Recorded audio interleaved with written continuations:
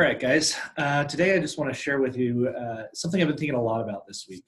I had this training on the ACT matrix, and I'm going to explain what that is in a little minute. But I've seen it before. This time it kind of opened up for me, and I realized that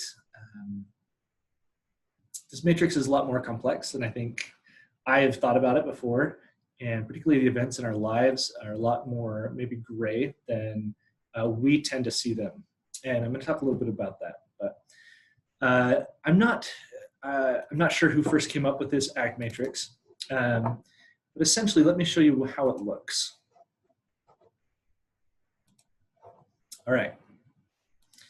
So in ACT, there are these values. Values are kind of what we want to define us. They're not really goals. Goals have a beginning and end. Values is kind of a characteristic, something we want to be or become or be about. So a good example of a goal would be, I want to run a marathon. That's something that has a beginning and an end. It's something that you can say, I've accomplished it, it's in the future, or it's in the past. A value is something that we are. So a good example is, I want to be a healthy runner. That's just something that you are. It's in the present moment. But we can work ourselves towards that always. And it's never something that's in the past or in the future. So in our lives, there are things that move us toward those values, and there's things that pull us away from those values. And when we have things happen to us, or when we have thoughts, we can kind of place them in those categories as something that pushes us toward our values, towards being the person we want to be, or that pulls us away from our values. Something that kind of we feel like, gosh, since that happened, like I'm not the same person, or I really feel like that's not helping me become who I want to be. We can further divide those things in our lives by what happens outside of our skin and what happens inside of our skin. So there's things that move us toward our values that are happening outside or that we do with our bodies, such as going for a run this morning. That is something that moves us toward the value of being a healthy runner. There are things that pull us away from our values that happen outside, such as breaking an ankle. That makes it harder for us to be a healthy runner. Just as there's things outside, there's things inside. So you may think about having healthy thoughts or feeling confident about your running as being something that moves you toward the value of being a healthy runner. Whereas having self-doubts or feeling lazy or feeling exhausted or overwhelmed with your training schedule is something that moves you away from being a healthy runner. So as we were talking about these things in this training, I really sat and thought about where would you put a difficult life event? And I think typically you would describe a difficult life event such as a car breaking down, a death of a loved one, a loss of a job, in this upper left-hand corner, where you're going to see these away and outside values. The more I thought about it, though, I really felt like a difficult life event should go smack in the middle. And the reason for that is it is really difficult to separate a difficult event on the outside. Obviously, most of those difficult events are things that happen outside of our skin.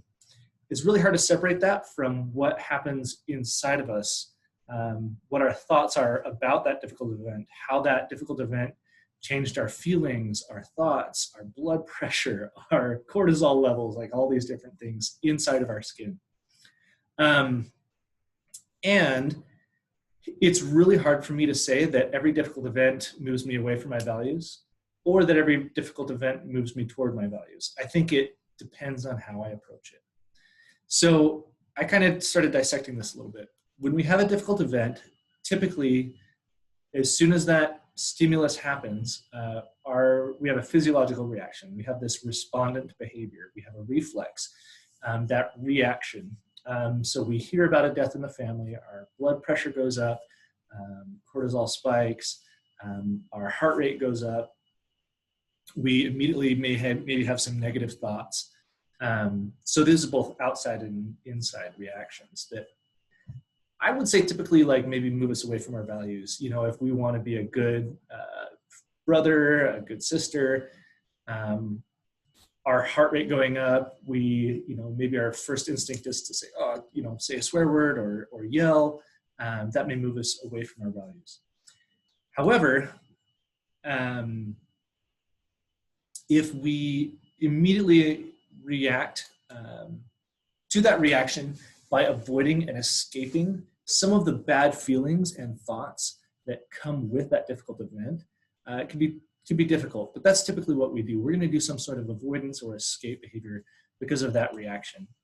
However, if we can take a minute, be in the present moment, and notice what our body is doing, notice that overwhelming feeling of grief, notice that overwhelming frustration that you just barely fixed a flat tire and now you've got to replace the transmission.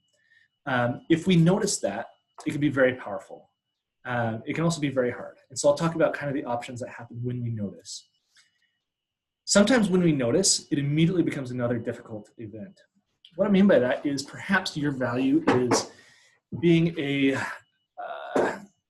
good brother, but one of your values is also being confident and able to handle difficult situations.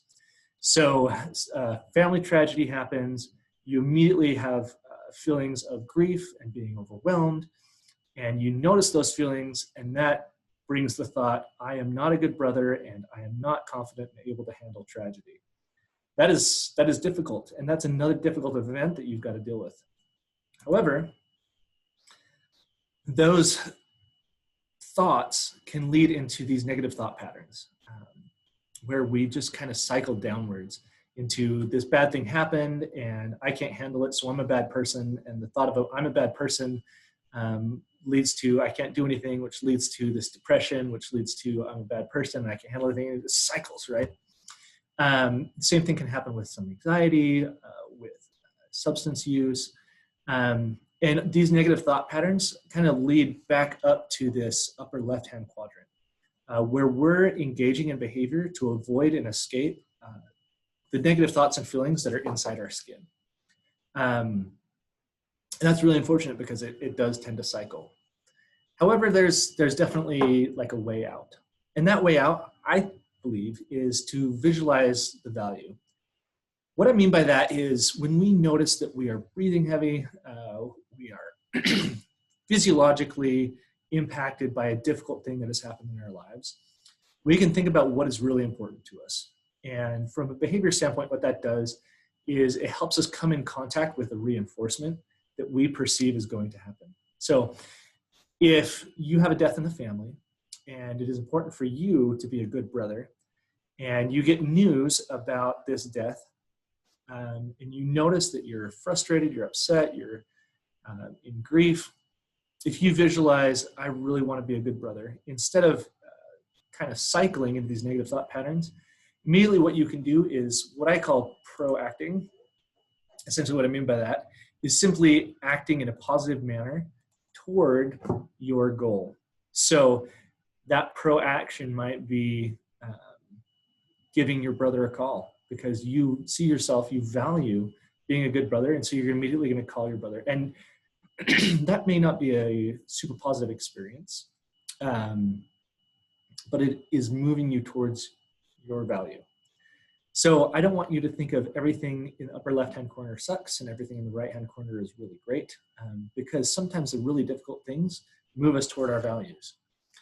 So that proaction is going to take us toward our values. In my life, I've noticed an interesting phenomenon, and that is whenever I work towards my values, inevitably difficult events occur. So maybe it's running, and if I have a value of being a healthy runner, inevitably there's going to be a day when it is rainy or the kids were up late last night, and it is difficult for me to get up and engage in that proaction. And that is a difficult event. And I get to restart and figure out, okay, what is my value? Am I going to visualize that? Am I going to move forward with proaction? Or am I going to react, notice I'm reacting, and then avoid and escape these feelings of, I can't do it, I'm not enough, I'm not going to be able to do this, it's too hard. The problem with that is, when we engage in those avoid and escape behaviors, we often notice that. We pick up on that, or others. Some people that love us enough point it out and call us out on, hey, you're just avoiding this. And that's another opportunity for us to notice. And we can go one of three ways, right? We can continue to cycle. We can bring that to a difficult event and decide what we're going to do with it. Or we can visualize what really is important to us and try and act in ways that is going to bring us reinforcement, because we're humans and we have this amazing relational frames that we've built, and we can, through rule governance, say, you know what, like, if I do a little bit today, that's going to be amazing in the future. So this is just something little I noticed. I had a good talk with a coworker the other day about this matrix, and he brought up watching TV. And he's like, I feel like that's, the upper left-hand quadrant. Watching TV doesn't move me towards my values, but it's never something I'm going to give up. Like, I love TV. It's a really good way to relax, and it feels awesome to me. And we kind of talked about, like, maybe that's not an upper left-hand thing. Like, it could be. You could certainly use TV to avoid and escape the things that are troubling you in your life. But I said, maybe watching TV helps you unwind from a difficult day and get you in a place where you're ready to go out the next day and engage in that proactive behavior and move towards your values. And if it's ultimately something that helps you move towards your values, I don't think that's a bad thing. And I would move it from the left-hand quadrant even to the right-hand quadrant. But it's hard because sometimes the same behavior topographically, meaning it can look the same, may function in different ways. Sometimes watching TV functions to help refresh and renew us, and sometimes we're just avoiding doing the dishes. We're not really interested in that show. We just want to not see what's in the kitchen sink. So something for you to think about, and I hope that this helps you and changes your next week.